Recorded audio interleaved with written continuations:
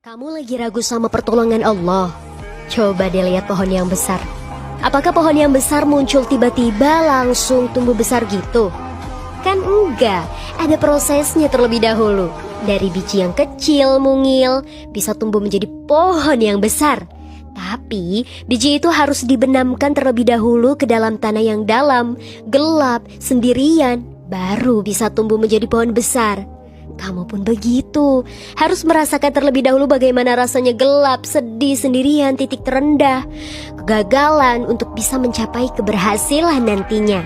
Yang terpenting, kamu harus selalu percaya dan yakin bahwa Allah Maha Kuasa atas segala sesuatu. Percaya sama Allah.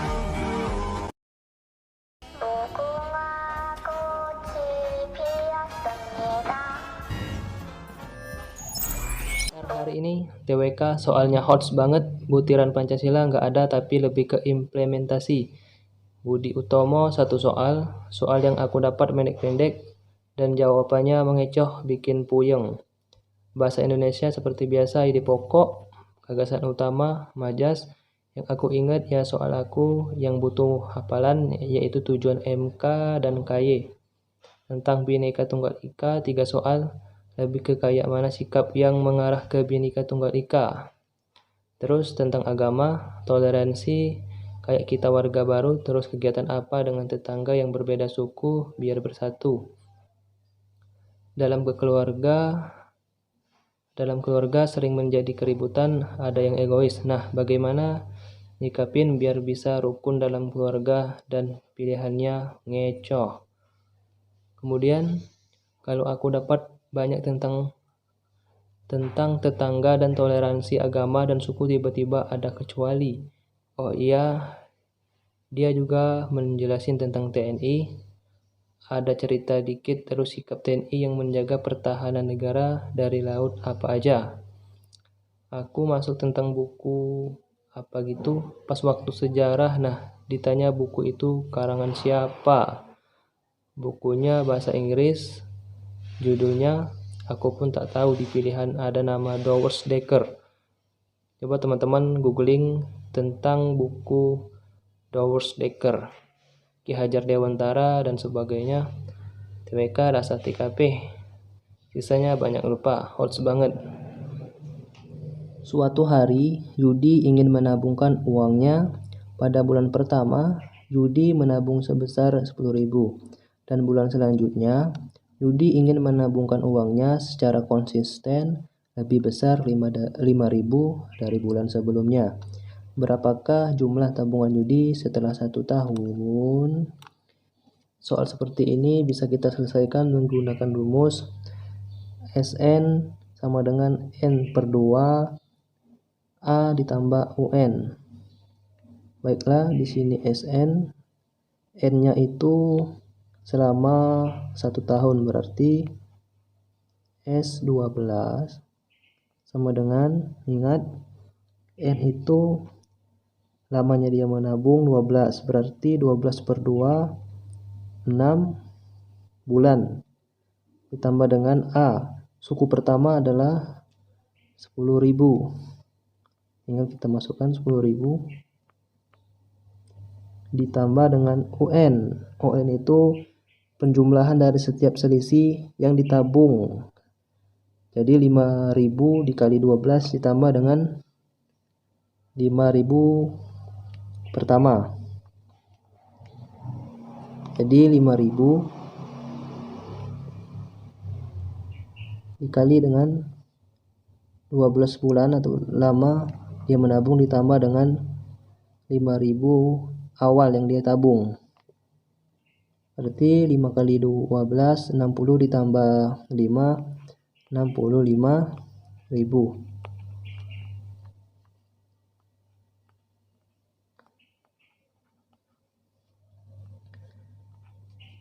Sama dengan 6, 10 ditambah 65, 75.000. 6 dikali 75 berapa teman-teman? 6 kali 75. 6 kali 5, 30, nyimpan 3, 6 kali 7, 42 tambah 3, 45. 450.000. Jadi jumlah uang tabungan Yudi selama 1 tahun ke depan adalah 450.000. Bulan ini adalah bulan yang ditunggu-tunggu oleh Ibu Siti, karena bulan ini adalah saatnya panen buah semangka. Jika Ibu Siti pada bulan ini panen sebesar 7 ton, kemudian Ibu Siti menjual 800 pon semangka ke Bogor, 4,5 kuintal dijual ke Semarang. Maka berapakah semangka Ibu Siti?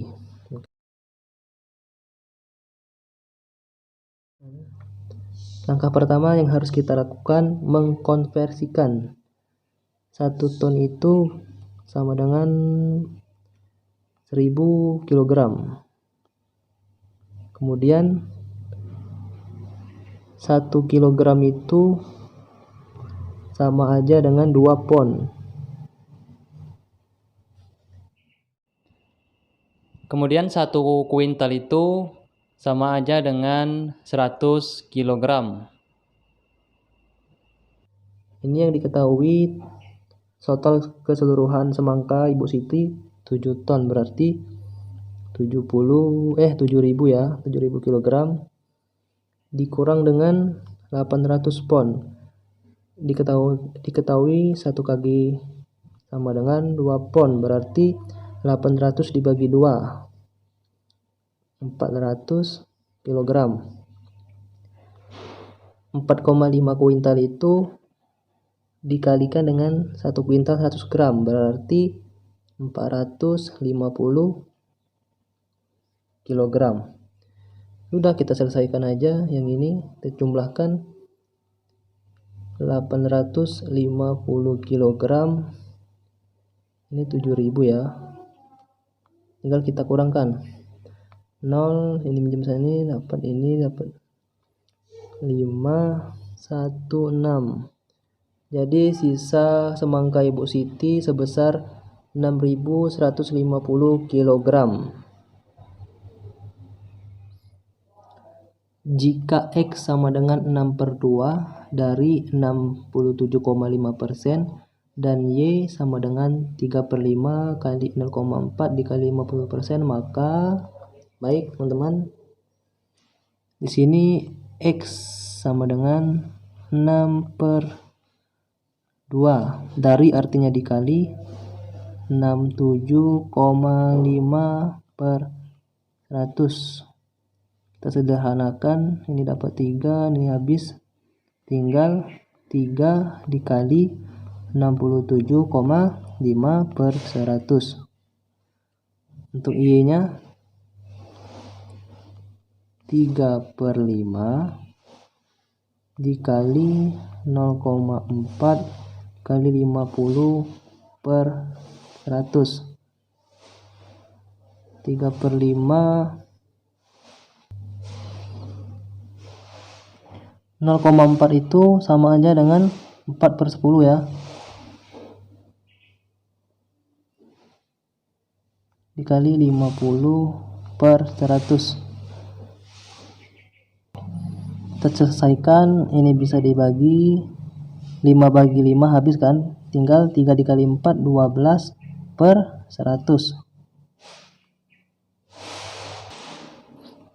Nah teman-teman, di sini sudah kelihatan bahwa X itu lebih besar daripada Y yang A. Dalam Negara Kesatuan Republik Indonesia, seorang presiden memiliki 2 status, yakni kepala pemerintah dan kepala negara. Hal ini dibedakan berdasarkan urusan dan fungsinya. Dalam menjalankan kekuasaan eksekutif, kapan seorang presiden berfungsi sebagai kepala pemerintah? Yang A, ketika membahas pengesahan UU bersama DPR. Yang B, pada saat melaksanakan urusan luar negeri. Yang C, ketika menjalankan UU sebagai fungsi eksekutifnya. Yang D, pada saat membahas APBN bersama DPR. Jadi teman-teman, kekuasaan presiden dalam bidang eksekutif itu atau kepala pemerintah memiliki dua ketentuan. Yang pertama, Presiden Republik Indonesia memegang kekuasaan pemerintahan menurut Undang-Undang Dasar Pasal 4 Ayat 1 yang berbunyi memberikan wewenang kepada Presiden untuk mengatur proses pemerintahan berdasarkan batasan yang berada pada Undang-Undang 1945. Ketentuan yang kedua, Presiden menetapkan peraturan pemerintah untuk menjalankan undang-undang sebagaimana mestinya. Jadi, jawaban yang paling tepat di antara opsi ini yang C. Ketika menjalankan undang-undang sebagai fungsi eksekutifnya. Menjalankan kekuasaan eksekutifnya.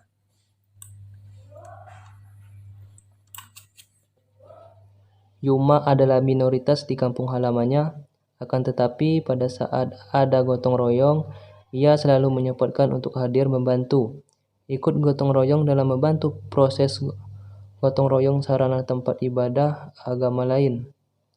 Yang dilakukan Yuma sebagai minoritas merupakan perwujudan pengamalan sila Pancasila ke. Jelas teman-teman, di sini kita lihat dari soalnya, yang paling ditekankan di sini adalah sikap gotong royong. Gotong royong. Jadi sikap gotong royong itu termasuk ke butir Pancasila sila ke-5. Tetapi kalau di sini di soalnya ada yang paling ditekankannya itu gotong royong untuk menghormati agama lain, kemudian lebih ditekankan lagi untuk menghormati agama lain, maka itu termasuk pengamalan Pancasila sila pertama.